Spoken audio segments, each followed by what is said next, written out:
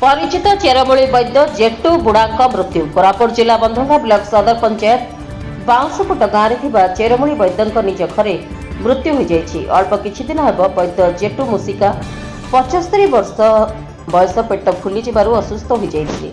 चिकित्सा स्थानीय गोष्ठी स्वास्थ्य केन्द्र को नेबा परे डाक्तर अधिक भल चिकित्सा रायगड़ा जिला मेडिकल को एम्बुलेंस पठा जाइथिला। सेठारे मध्य चिकित्सा होई न परिवार लोके निज घर को गुरुवार दिन नहीं आसिथिले। घरे पहुंचवा परे रात्रि रे तांकर मृत्यु हो जाइछि। दुर्घटना किंबा गच्छ उपर पड़ी मनीष शरीर जेकोसी हाड़ भांगी जाइथिबा व्यक्ति आखपाख बहु दूर दूरांत तांको पाखक आसिथांती।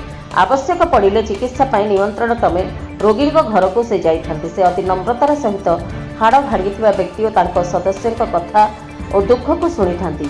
चिकित्सा पाई कहारी को टंका मागंती नहीं, किंतु जहा किछि खुशी रे देले नियंती। कहार गोड़ हाथ भांगी गले बाउंसपुट गाँव जेटू बुढ़ा ही प्रथमे मन पड़ी थांती।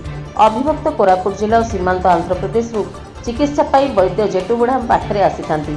सही चिकित्सा पाई अति परिचित थिले। से तांको जीवन काल मध्य हजार हजार लोक सुस्थ करथिले।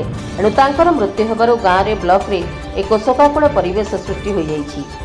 तांको अंत्येष्टि क्रिया रे पंचायत सरपंच लक्ष्मी काट्राका, पूर्वतन सरपंच नागा काट्राका, एस नागा, मुकुंद बेबरा, उत्तम नायक आखपाख अंचल शताधिक लोक उपस्थित रही।